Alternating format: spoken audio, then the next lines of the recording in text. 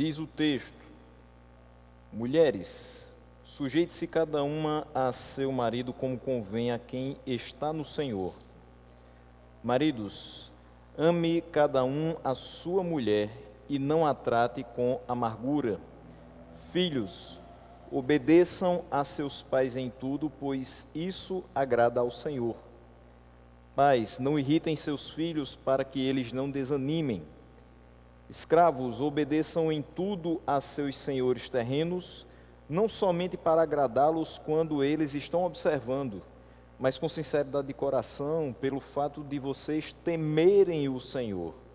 Tudo o que fizerem, façam de todo o coração, como para o Senhor, e não para os homens, sabendo que receberão do Senhor a recompensa da herança.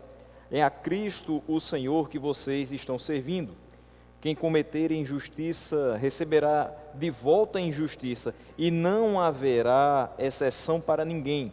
Senhores, deem aos seus escravos o que é justo e direito, sabendo que vocês também têm um Senhor nos céus.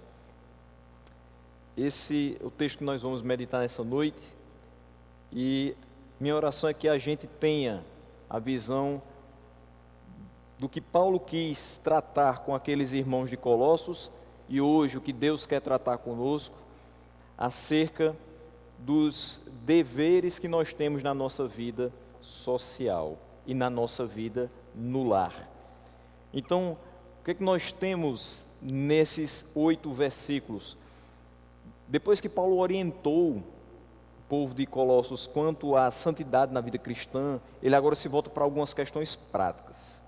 E a primeira área de interesse prático de Paulo foi a dinâmica dos relacionamentos que vão envolver algum grau de autoridade.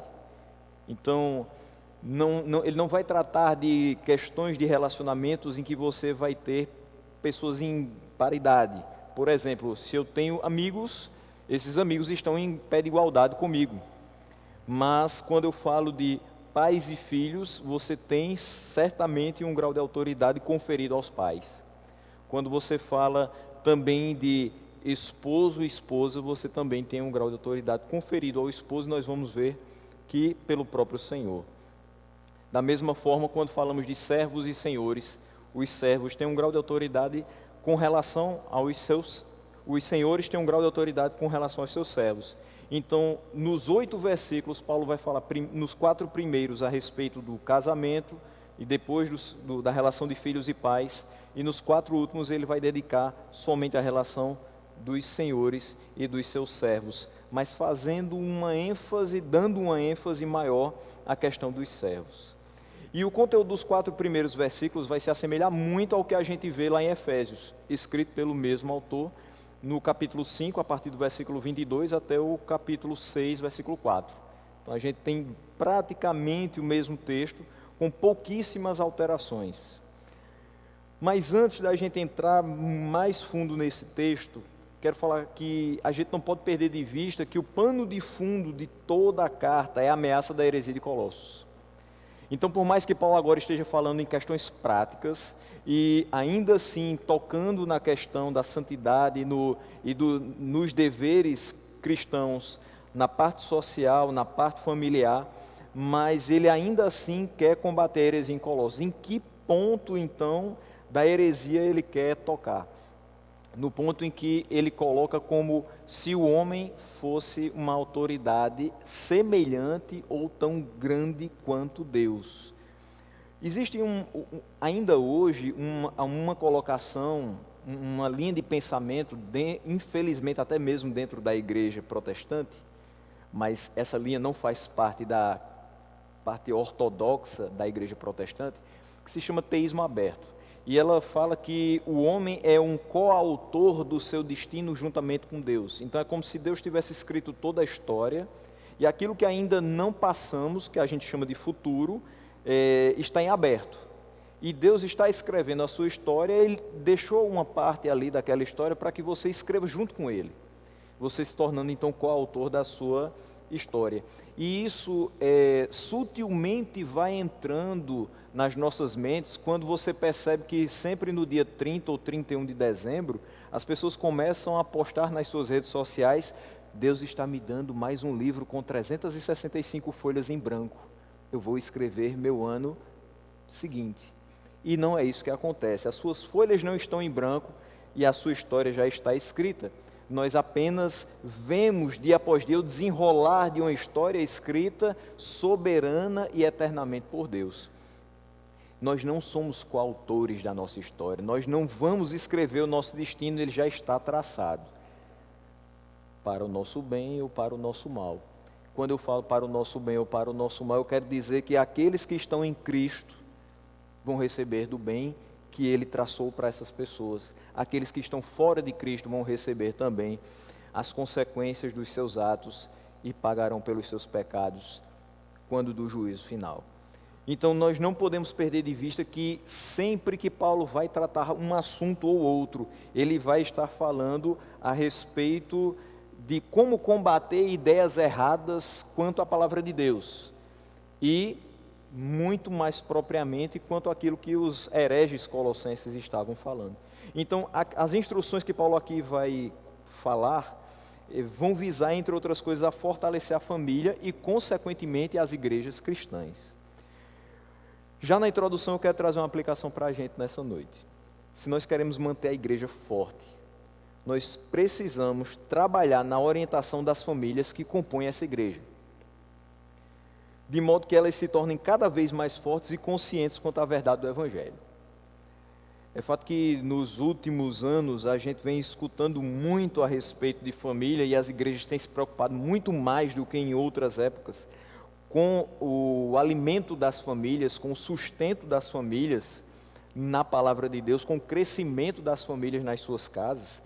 E aí a gente tem percebido conferências de família onde se fala nenhum sucesso compensa o fracasso do lar. Nada pode deixar a pessoa mais desestabilizada do que o seu lar em pedaços, em frangalhos. E, de fato, não existe coisa mais temerosa para a igreja de Deus do que termos famílias fracas, famílias fragmentadas, famílias que não sabem o que a palavra de Deus traz para que elas se conduzam diante do Senhor. Então, famílias fortes, unidas e que caminham dentro das orientações do Senhor vão formar uma barreira contra a penetração de falsos ensinos e de falsos mestres nas igrejas. Em que sentido? O pastor ministra e ensina na igreja, mas você está aqui, hoje infelizmente não todos aqui presentes, mas você está na igreja 2 vezes por semana. Se você contar o domingo, são 2 cultos, então você vai estar 3 vezes na semana dentro da igreja, ouvindo os ensinamentos que o pastor te passa, mas você está muito mais tempo na sua casa e no seu trabalho. Então o pastor ensina, ministra na igreja, mas o pai e a mãe continuam esse ensinamento em casa. E aí os filhos começam a crescer na graça e no conhecimento do Senhor, é por esse ensino muito mais forte, muito mais substancioso dentro de casa. Porque se a gente analisar direitinho, como é que eu quero que meu filho seja um crente forte e que vai estar protegido de qualquer prova que venha de falsos mestres, se eu confio apenas no ensinamento da salinha no domingo à noite? Eu preciso estar orientando dia após dia. Então, na realidade, a gente às vezes parte do contrário. A gente diz que a igreja nos dá todo o material para que em casa a gente continue esse trabalho com os filhos, quando na realidade nós começamos o trabalho com os filhos em casa e a igreja nos dá o suporte para continuar. Mas se a gente depender apenas de uma reunião, ou 2 ou 3 por semana, é fato que isso vai ficar muito frágil, vai ficar muito ralo, e o nosso conhecimento da palavra de Deus precisa ser cada dia mais forte. Então, tendo esse ensinamento em casa, a possibilidade de vacilos na fé é minimizada com a eficácia dessa parceria, igreja e família. Mas infelizmente não é assim que acontece em vários lares. A gente sabe que quem faz parte de lares que sempre cresceram no caminho do Senhor, a gente já tem uma certa dificuldade. A gente tem alguns períodos da vida da gente que parece que as tentações se mostram muito mais fortes e as forças que a gente tem são muito menores. E a gente se vê muito inclinado a abraçar e a cair nessas tentações. Imagine uma pessoa que não faz parte de um lar evangélico, uma pessoa que não conhece a Jesus, uma pessoa que não foi alcançada pela luz do Evangelho. Então, inúmeros são os casos e diversas são as motivações daqueles que têm deixado o caminho do Senhor. Infelizmente, você deve conhecer uma pessoa que durante essa pandemia saiu da igreja. Você deve conhecer, infelizmente, uma pessoa que foi seu colega de ministério, que foi seu colega de seminário, que tocou junto com você no conjunto de louvor e hoje está servindo a outro Senhor que não o Senhor dos Exércitos. Muito provavelmente você conhece alguém até dentro da sua casa, que te acompanhava nos cultos e agora não quer mais saber de Deus.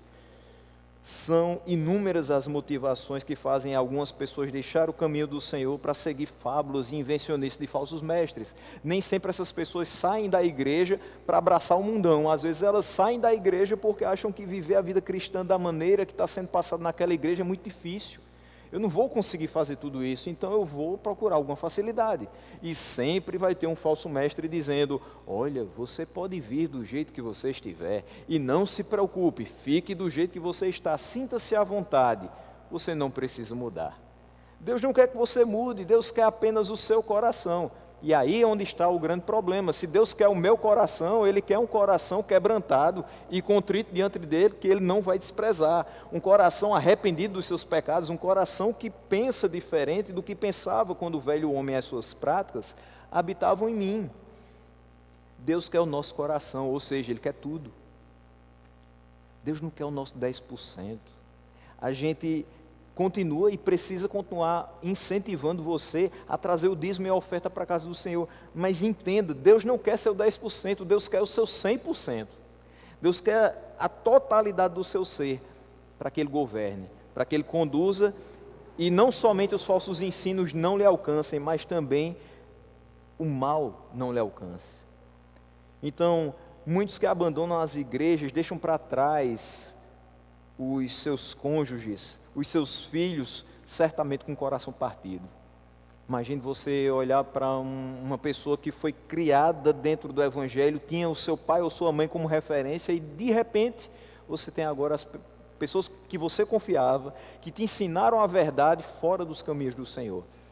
Eu acho que você perde um pouco a noção de si, das coisas, você perde o chão quando esse tipo de coisa acontece. Daí a necessidade de hoje nós também meditarmos nessas palavras do apóstolo Paulo acerca da vida cristã no lar. E Paulo começa no versículo 18 falando com as esposas. E aí antes de falar sobre as esposas do versículo 18, eu quero só dizer, meus irmãos, que nós vivemos tempos difíceis. Muito difíceis. E há uma enorme inversão de valores em vários aspectos da vida. Não somente nós vemos isso em falsos ensinos, que aí basta você abrir qualquer site da internet, você vai ter acesso a todo tipo de coisa, inclusive o que não presta. Mas eu digo que nós temos uma inversão de valores em cada singular aspecto da nossa vida. Fala-se muita coisa sem sentido e descabida para aqueles que estão em Cristo. Certas coisas não dá para a gente. Mas mesmo assim a gente percebe que essas coisas vão tomando vulto e vão tomando espaço nas comunidades de fé. Há quem busque compatibilidade entre conceitos que são como água e óleo, para quem é crente. Entre conceitos e ideias totalmente antagônicas. E aqui particularmente, como vamos falar de esposas, tem gente que acha que dá para encaixar dentro do cristianismo também o feminismo. E não dá. Não dá porque simplesmente o cristianismo mostra para a gente que existe um Deus soberano que entregou o seu Filho por nós e requer de nós apenas obediência. E feminismo e quaisquer outros ismos que a gente vê por aí, partem do princípio de revolta, de inconformismo, de rebelião contra o status quo, ou seja, contra aquilo que está estabelecido. Para as pessoas que seguem determinadas ideologias, não existe absoluto, não existe padrão. Regra foi feita para ser quebrada. E a gente sabe que a vida cristã não é assim. Apesar de que o cristianismo não é uma caixinha de regras e a gente tem que se encaixar dentro dela, mas existem sim os mandamentos do Senhor que nós precisamos sim cumprir. Precisamos fazer a vontade de Deus. E nesse sentido, as regras de Deus devem ser as regras da nossa vida. E antes de qualquer coisa eu quero deixar claro, meus irmãos, a Bíblia não é ultrapassada. Tem muita gente que coloca isso aí e diz, a Bíblia é ultrapassada, foi escrita para um determinado tempo, para uma determinada cultura. Não, a Bíblia não é ultrapassada, ao contrário, ela, além de atualíssima, é atemporal. Ela serve para qualquer momento da história, inclusive para o de hoje, principalmente para o de hoje. Além disso, é absurdo você tratar os textos paulinos como machistas ou opressores. Por várias vezes, falando para jovens, sempre um ou outro dizia assim, pastor, Paulo não é um pouco machista? E eu me sentia na obrigação de dizer, não. Entenda que até mesmo esse conceito que vocês tanto falam e hoje parece que está mais na boca de vocês do que os conceitos cristãos, ele não cabe dentro das palavras de Paulo, porque são palavras simplesmente que revelam o caráter de Deus para nós. Revelam a vontade de Deus para nós. Então não posso dizer que se Paulo revela nas suas palavras, nas suas orientações, nos seus ensaios doutrinários, o caráter e a vontade de Deus para nós, então ele está revelando machismo. Até porque se nós observarmos, aquilo que a gente vai falar nessa noite, vai mostrar qual é a real mensagem desses versículos. Paulo começa falando com as esposas no sentido de eles serem submissas aos maridos, como convém a quem está no Senhor. Eu gosto muito dessa tradução, da Nova Versão Internacional, porque ela tem exatamente esse ponto. Quem está no Senhor. Então, é importante que nós percebamos que quem está no Senhor é uma nova criatura. O próprio Paulo escreve isso aos Coríntios no versículo 17 do capítulo 5, na segunda carta. Se alguém está em Cristo, é nova criatura. As coisas velhas se passaram e eis que surgiram coisas novas. Então, todo discurso contrário pode ser dito. Todo discurso contrário à submissão da esposa a seu marido pode ser comentado, pode ser até aplicado na sociedade em que a gente vive. Mas aqui o apóstolo Paulo vai deixar claro que essa é a atitude desejada para as mulheres que estão no Senhor. Então eu posso admitir totalmente que lá fora, quando a gente estiver andando pelas ruas da cidade, alguma pessoa saia por aí com uma camisa que tem uma mulher fazendo determinado gesto, com uma bandana na cabeça e dizendo, lute como uma garota. Eu só não posso admitir que isso seja vivenciado dentro da igreja. Porque você não vai lutar como uma garota, você vai viver como uma serva de Deus. É isso que você precisa. Você não precisa de que pessoas digam que você é empoderada, você crê no poder de Deus. Você não precisa de pessoas que digam que você pode fazer qualquer coisa que der na sua telha ou que você queira. Deus já lhe capacitou para fazer exatamente aquilo que Ele quer. Então, de fato, o seu lugar não é onde você quer, é onde Deus quer que você esteja. Se Deus quer que você esteja num local de poder, em qualquer parte da política partidária, Ele assim vai conduzir você. Mas se também Ele quiser que você seja uma excelente dona de casa e mãe de filhos, assim Ele vai fazer. O importante é que você entenda que, seja onde for, você é importante da mesma forma, quando você está, de fato, nas mãos de Deus. A submissão é a característica da mulher, então, que nasceu de novo. Não é de qualquer mulher. Ela é submissa primeiramente a Deus. E é por isso que ela vai ser também submissa ao seu marido, porque assim o Senhor estabelece na sua palavra. Mas interessante perceber o seguinte, que quando Paulo diz que a esposa deve ser submissa ao marido, não significa que ela é inferior ao marido. Não significa que o seu marido deve colocar debaixo da planta dos seus pés. Pelo contrário. Vamos lembrar que no mesmo texto de Colossenses, só que no capítulo 3, versículo 11, Paulo coloca que na nova humanidade não há essas distinções. Ninguém é melhor que ninguém, nós somos todos iguais em Cristo. Ele diz que não há grego, nem judeu, nem bárbaro, nem cita, nem escravo e nem livre. O que ele quer dizer é que somos todos um corpo. Todavia, no que diz respeito aos deveres sociais e familiares, Deus vai estabelecer algumas funções distintas. Então, por mais que eu seja igual à minha esposa, mas eu sei que dentro do lar e fora do lar, nós temos funções distintas. E isso porque a palavra de Deus nos mostra. Então, em primeiro lugar, a esposa deve submissão ao seu marido, como convém àquelas que estão no Senhor. Não é uma coisa aleatória, não é opressão, é obediência a Deus e obediência à palavra de Deus. Mas o versículo 19 trata sobre os maridos. E ele diz: maridos, ame cada um a sua mulher e não a trate com amargura. O versículo 19, Paulo se dirige aos homens apontando para a responsabilidade deles. E ele começa dizendo: ame cada um a sua mulher. Essa é a primeira frase. E aqui eu quero destacar duas coisas. A primeira delas é o imperativo do verbo amar. Ame. Quando eu entendo que o verbo amar está sendo usado no imperativo, ele me faz concluir que amar minha esposa não é uma opção. Casei com minha esposa, agora eu tenho a opção de amar ou não amar. Não existe essa opção, não existe 50% de chance de eu amar ou não amar minha esposa. Se Deus me deu a mulher para os meus dias, eu tenho que amá-la. Ou então não caso. Se eu não amo, eu não caso. Mas se eu caso é porque eu amo. Essa deveria ser a conclusão mais óbvia, mas parece que hoje isso não é tão óbvio, porque nós escutamos direto pessoas que dizem assim: eu vou casar, né? Mas se não der certo, separa, casa com o outro, a gente vai tentando, o importante é ser feliz. Mas como é que se é feliz no 15º casamento? Quer dizer que você foi infeliz e tornou infeliz pelo menos 14 pessoas. E talvez você ainda não esteja pronto para ser feliz e fazer outra pessoa feliz. Entenda, meu irmão, que você não casou com sua metade. Você tem que estar pronto e 100%, integralmente dentro do casamento. E a outra pessoa da mesma forma. Não são duas metades de uma laranja, como diria um cantor aí. Não. São duas pessoas completas e cheias de Deus para viver como uma só carne.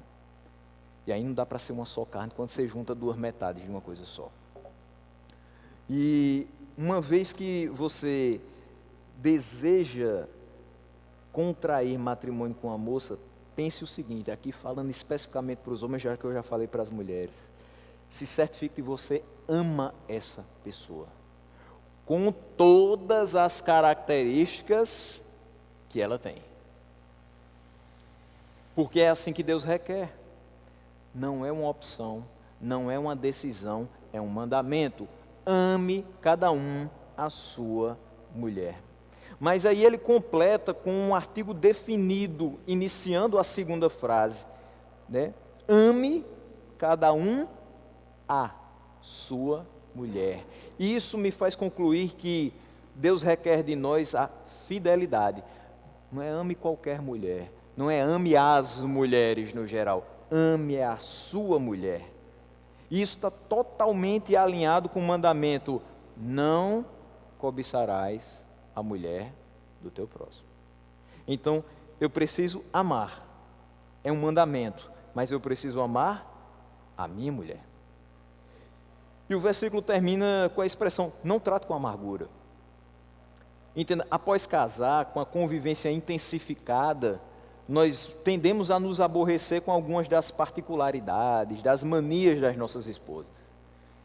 Isso, porém, não deve fazer com que a gente ame menos a elas, só alguns dias na semana, quando as coisas estão perfeitamente conjugadas com a nossa preferência. Não. Isso deve nos fazer perceber que se nós casamos e o centro do nosso casamento é o Senhor, Ele também será o responsável por nos conduzir sempre em amor. Então nós devemos amá-las sempre, e como Cristo amou a igreja e se entregou por ela. Veja que se a mulher precisa ser submissa ao marido, mas isso é resposta a um mandamento do Senhor, mas também em resposta ao amor incondicional que o seu marido devotará a ela. Uma mulher não será submissa se não perceber que o seu marido não dedica amor a ela. É difícil demais que você tenha uma pessoa sendo submissa a quem a maltrata. De fato, nós precisamos amar e não tratar com amargura. Nós precisamos amar as nossas esposas, cuidar delas, protegê-las e fazê-las felizes com o lar que Deus as deu. Ela não pode achar que a sua casa é seu cativeiro, que a sua casa é sua prisão. Não, sua casa é seu lar, é o seu refúgio. É por isso que o pressuposto, aqui a gente tem que ressaltar o seguinte: amar nesse contexto então não é um sentimento, é uma atitude. E o pressuposto nessa passagem é a união com Cristo. Eu não vou conseguir cumprir o meu papel se eu não estiver em Cristo. A mulher não vai ser submissa ao marido se não estiver em Cristo. O homem não vai amar a sua esposa como Cristo amou a igreja se ele não estiver em Cristo. Isso é fato. Mas aí vem o versículo 20 falando dos filhos. E quando ele diz: filhos, obedeçam a seus pais em tudo, pois isso agrada ao Senhor. Depois de tratar dos deveres relacionados ao casamento, então ele agora fala da relação de filhos e pais, começando pelos filhos. Os filhos têm que ser obedientes em tudo, mas tem algum limite. E qual o limite da obediência dos filhos? Quando os pais conduzirem os filhos a fazer algo que desagrada ao Senhor. É óbvio que quando Paulo está falando aqui para os irmãos de Colossos, isso pressupõe que você tenha pais cristãos e filhos cristãos. Mas nem sempre é isso que acontece.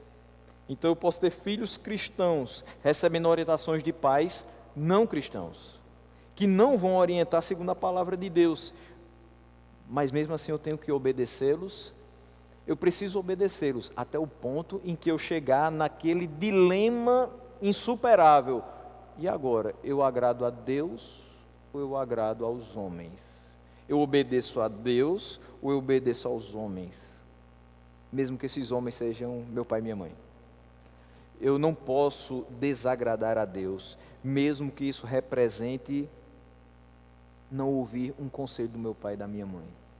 Porque se eu escutar o conselho deles, mas desagradar a Deus, isso vai ser muito mais prejudicial a mim. Observe que a passagem aqui nos mostra que os filhos devem ser obedientes em tudo, porque isso agrada ao Senhor.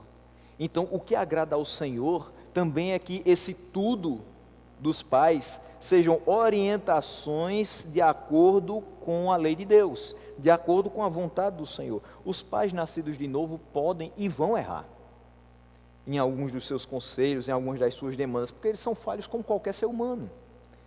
Mas eles buscam na criação dos seus filhos levá-los a honrar a Deus com as suas vidas. Então eles não vão deliberadamente pedir algo a você que vá desonrar o Senhor, que vá desagradar a Deus. O crente de verdade, seja ele o pai ou o filho, vai sempre buscar cumprir a vontade de Deus e os mandamentos do Senhor. Então, o filho crente deve ser submisso e respeitoso ao seu pai e à sua mãe, porque isso é agradável ao Senhor. Mas aí ele vai falar também com os pais no versículo 21. E ele diz: pais, não irritem seus filhos para que eles não desanimem. Os pais são autoridade no lar. Contudo, eles não devem ser dominadores e levar os filhos a ficarem desanimados. Eles devem estimulá-los, encorajá-los no temor do Senhor. Mas por vezes pode ocorrer deles imporem algumas ordens desnecessárias para a gente. Por vezes pode ocorrer deles também viverem uma vida hipócrita. E a gente está observando tudo. A gente está dentro de casa com uma pessoa que diz: você tem que fazer isso, mas ela mesma não faz. Isso desanima os filhos. Isso faz com que os filhos sintam uma incoerência nos seus pais. E eles também se desanimam com a ausência desses pais, com a falta de cuidado desses pais, com a falta de amor diante de tantas regras absurdas que às vezes podem ser colocadas. Lembre-se, nós estamos falando de pais cristãos, eles não vão buscar isso de caso pensado, mas é fato que de vez em quando a gente erra na mão e manda que os filhos façam determinadas coisas que a gente mesmo nunca fez. Às vezes o pai tem a desculpa de dizer: meu filho, eu não quero que você erre e bata a cabeça como eu fiz antigamente. Mas às vezes o caminho é justamente esse, você precisa cair e se arrebentar para aprender com os próprios erros, porque você não escuta quem já passou pela situação. Por mais que seja dolorido, o pai às vezes tem que deixar o filho tomar as decisões e ter as próprias experiências. E depois chegar e não dizer, tá vendo, eu avisei a você, não era para você ter feito isso. Não, mas dizer, meu filho, agora senta aqui, escuta o conselho do seu pai. Você já teve sua experiência, você já se decepcionou, você já bateu com a cabeça na parede, agora senta aqui e escuta o que seu pai tem a lhe dizer. Mas não faça ter respeito, entre aspas, por você, somente com as palavras que você determina que ele use com você. O que eu estou querendo dizer? Faça o seu filho respeitar você por quem Deus estabeleceu que você é, ou seja, o pai dele, a mãe dele, e pela forma honrada como você se conduz. Um filho não vai respeitar um pai que diz assim, meu filho, não beba não, porque beber é tão ruim. Olha, você pode ter uma cirrose daqui a uns 20 anos. Todo dia o pai está lá, almoçando com uma garrafa de cachaça na mesa. O pai não pode dizer para o filho, meu filho, não fume, porque fumar causa mal à saúde. Está aqui, a carteira diz. E ele está com a carteira na mão, e ele fuma inveteradamente. Da mesma forma, um pai não pode dizer, meu filho, não coma açúcar não. Se ele come açúcar. Das coisas mais simples às coisas mais complexas, os filhos respeitam os pais pelo exemplo que eles dão. Pais cristãos darão um exemplo de fidelidade ao Senhor, e os filhos cristãos aprenderão a ser fiéis a Deus com a vida dos seus pais. Então, pais, pensem bem em como vocês se comunicam com seus filhos, em como vocês criam seus filhos, porque a grande responsabilidade é levar os filhos a Deus através do seu próprio exemplo. Mas aí a gente vai para a parte final. É só a metade do texto até agora, mas a gente percebe que muita coisa já foi falada. Só que Paulo pega 4 versículos, um para as esposas, um para os maridos, um para os filhos, um para os pais. E agora ele vai fazer menção de servos e senhores em mais 4 versículos. Paulo passa agora a falar então dos deveres sociais dos cristãos. Da mesma maneira que ele falou com os membros da família, ele agora vai abordar esse assunto de modo que eles compreendam o que a Escritura trata a respeito disso. Em contraste com o que os mestres falsos falam. Igrejas cujos membros são justos, honestos, trabalhadores, comprometidos com o bem comum, por amor ao Senhor, manifestam a gratidão e a alegria de viver que serve de antídoto para falsos ensinos. Certamente você já escutou num canto assim do templo alguém dizendo, eu estou muito desanimado, eu não quero mais fazer parte dessa igreja, eu acho que eu vou sair, ninguém fala comigo, as pessoas me olham diferente, eu já estou aqui há tanto tempo, eu não me enturmei, eu não consigo entender o que é pregado, eu não sei, eu estou fora do meu espaço, eu me sinto um peixe fora d'água dentro da igreja. E as pessoas saem às vezes por motivos tão pequenos, mas elas, por conta dessa insatisfação, por conta de deixar algumas coisas penetrar o seu coração, ao invés de focarem na palavra de Deus, elas abrem também um espaço muito grande para falsos ensinos.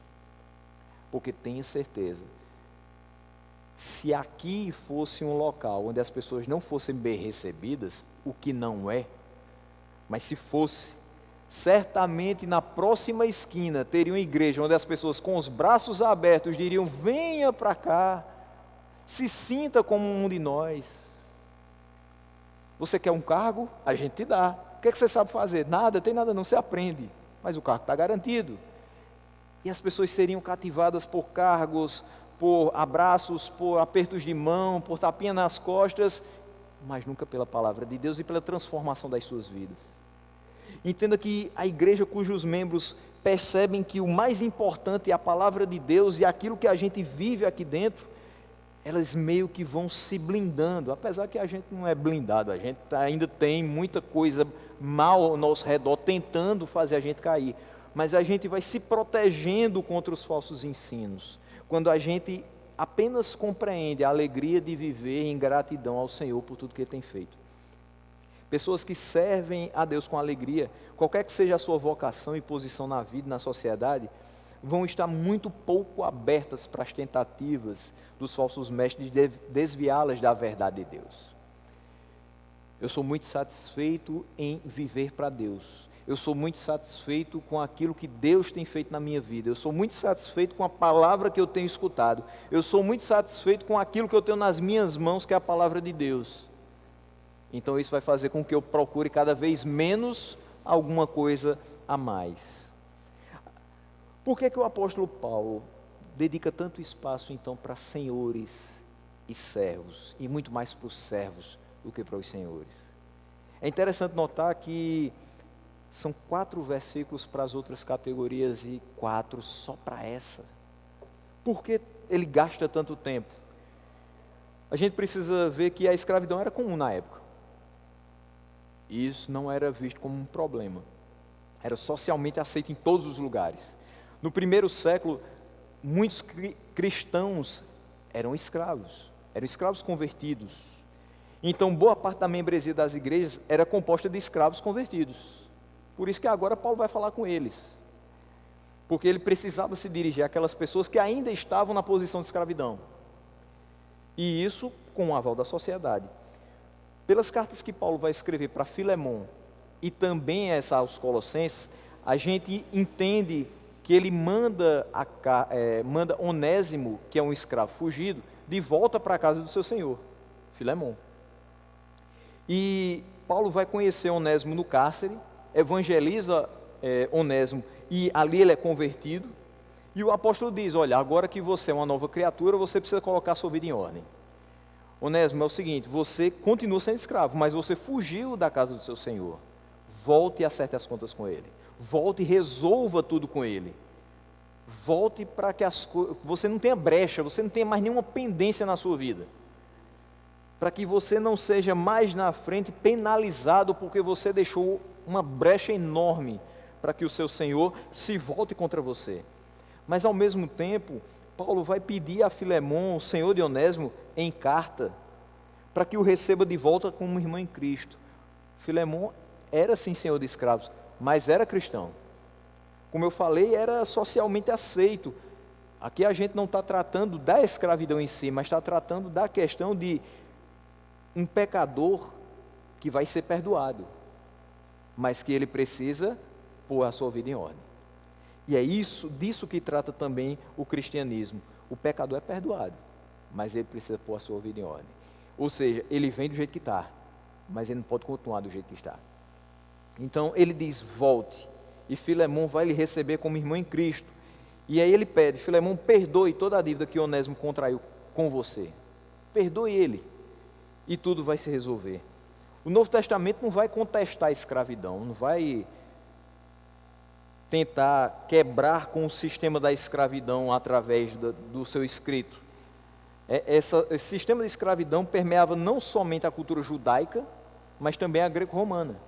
Então era uma coisa que estava enraizada em todas as sociedades. Mas as orientações aqui de Paulo sempre são para que os escravos cristãos tenham encorajamento e que realizem suas atividades como para o Senhor. Então, é assim: Onésimo, você vai voltar para a casa de Filemon. E se ele quiser que você fique como escravo dele, como você já o é, apesar de estar fugido, continue. E faça as atividades, as tarefas que ele requer de você, como se você estivesse servindo ao próprio Jesus. No entanto, em 1 Coríntios 7:21, Paulo também recomenda que, se surgisse uma oportunidade, esse escravo buscasse a liberdade. Então ele diz: olha, você é escravo, da maneira que você está, sirva ao Senhor. Mas se tiver a oportunidade de ser liberto, busque. Não fique da maneira que você está. Mas que essa forma de viver que você hoje tem, não seja empecilho para você servir a Deus. Então, séculos mais tarde, a influência do cristianismo seria uma das forças decisivas para a abolição da escravidão. E a gente tem pelo menos 4 nomes que são importantes de serem citados agora. Pessoas como John Wesley, John Newton e William Wilberforce na Inglaterra e Robert Reid Calley aqui no Brasil. tiveram um papel importante na implantação das políticas abolicionistas. Então você percebe que por mais que o Novo Testamento naquele momento tenha sido escrito num contexto em que a escravidão era socialmente aceita, mas o cristianismo, através dos séculos, foi abrindo as mentes para a necessidade de que essa forma desumana de trabalho fosse sendo substituída. E as pessoas começaram a trabalhar incessantemente para que houvesse o abolicionismo. Mas na época aqui de Paulo, o foco não era questionar se existia ou não escravidão, mas sim fazer com que os escravos crentes servissem a Cristo da maneira que eles estavam, na condição em que eles viviam. Em outras palavras, ele está dizendo que o cristão pode servir ao Senhor mesmo estando encarcerado, mesmo sendo um escravo, mesmo num subemprego, falando agora na nossa realidade, ou qualquer realidade social em que ele se encontre. O Evangelho alcança as pessoas onde elas estiverem, em qualquer posição social, em qualquer classe econômica, e lhes ensina que você pode servir a Deus onde você está, da maneira que você se encontra. Ou seja, você não precisa buscar um emprego melhor para servir a Deus. Claro, você não vai ser acomodado. Se você precisa de um sustento digno, e você vai atrás de um emprego melhor. Mas isso não é um empecilho para que você sirva a Deus. Não, só vou servir a Deus quando eu tiver um emprego bom, quando eu puder dar um bom dízimo, quando eu puder dar uma oferta de tantos reais. Não, Deus não requer isso de você. Deus requer serviço e adoração, da maneira que você se encontra. Naturalmente, a mensagem do Evangelho transforma os indivíduos em pessoas melhores que vão viver para a glória de Deus.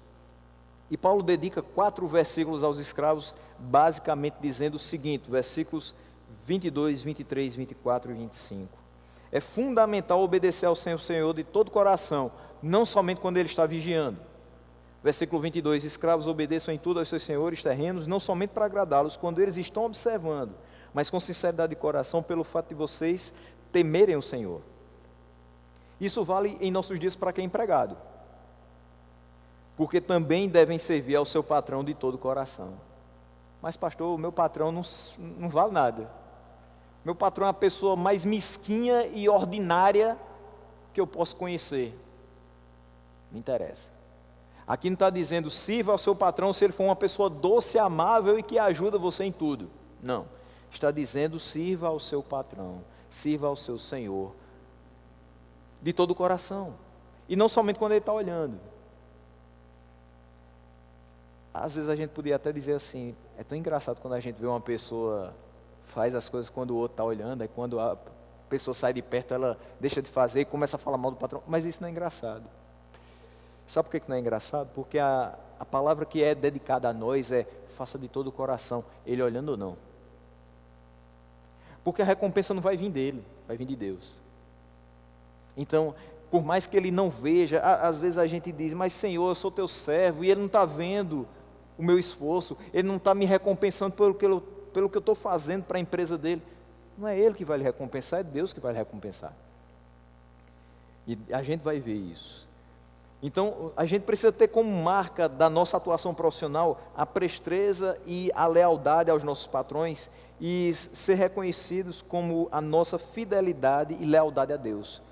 Então, quando aquela pessoa disser assim, mas você trabalha de uma forma tão desvelada, você sempre está pronto, sempre que a gente pede uma coisa, você faz e traz rapidamente, porque eu estou trabalhando como se eu estivesse trabalhando para Deus. A minha lealdade é a Deus, e por tabela a você também, porque a palavra assim me ensina. O crente precisa ver o seu trabalho como algo de caráter espiritual. O versículo 23 diz, tudo o que fizerem, façam de todo o coração como para o Senhor e não para os homens. Esquece aquilo que o seu patrão faz e que você vê e desagrada. Olha para Deus. Encara dessa maneira. E aí você diz, eu vou fazer porque Deus está olhando. Eu vou fazer porque Deus está me conduzindo. Eu vou fazer porque é de Deus que vem a minha recompensa. Eu vou fazer porque Ele me deu esse emprego. Ele me deu essa oportunidade de sustento, então eu vou honrar Ele com o meu trabalho. Tudo o que nós fazemos é para a glória de Deus, então a gente precisa fazer direito. O versículo 24 mostra que o cristão deve esperar a recompensa que vem do Senhor, porque aqui nesse mundo nem sempre você vai receber. sabendo que receberão do Senhor a recompensa da herança. É a Cristo o Senhor que vocês estão servindo. Talvez nós não recebamos louros, aumentos salariais, promoções pela nossa forma de trabalhar, mas certamente Deus vai recompensar a nossa obediência. Isso é incomparavelmente melhor. O versículo 25 diz: quem cometer injustiça receberá de volta a injustiça, e não haverá exceção para ninguém. O escravo deve esperar que a justiça seja feita somente no dia do juízo, porque quem comete injustiça nessa vida será julgado por Deus no dia do juízo. Não vai haver exceção para ninguém. Mas lembre-se, injustiça não é porque você não recebeu o que achava que merecia receber. Injustiça é quando você de fato merece, e isso lhe é sonegado. E aí, se a gente observar direitinho, pouca coisa vai se tornar injustiça para a gente. O que é que a gente merecia? A gente pode pensar rapidamente. E o que é que a gente recebeu? A gente recebeu a misericórdia de Deus, então a injustiça para a gente é quase que nada. Mas aí ele termina falando dos seus senhores, e ele diz: senhores, tratai a vossos escravos com justiça e imparcialidade, sabendo que também tendes um Senhor no céu. Façam com eles o que é justo e direito. Vocês não são os donos de tudo, tem alguém acima de vocês.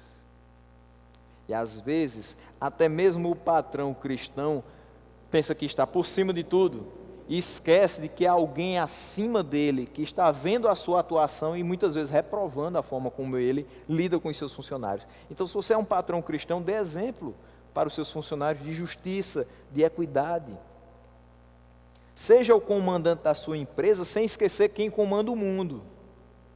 Que os seus negócios também sejam para a glória de Deus. Quero concluir nessa noite dizendo que as verdades desse texto podem ser utilizadas por nós como uma oração muito sincera a Deus. As mulheres podem orar ao Senhor dizendo: ó Deus, torna-me cada dia mais uma esposa submissa em obediência a Ti e em resposta ao amor que eu recebo do meu esposo. Os homens podem orar dizendo: Senhor, aumenta em mim o amor pela minha esposa, de modo que eu continue disposto a me sacrificar por ela e fazê-la sempre feliz. Os filhos podem nessa noite orar: meu Deus, me ajuda a obedecer os meus pais, e os orienta a sempre me direcionar para o caminho certo. Os pais podem orar: Senhor, nos ilumina quanto à criação dos nossos filhos, e que eles cresçam na graça e no conhecimento do Senhor. E os servos e senhores podem dizer conjuntamente: Deus, nos ajuda a exercer as nossas profissões para a Tua honra e para a Tua glória. Que o Senhor nos ajude em tudo isso, que Ele nos abençoe e que Ele nos guarde. Amém?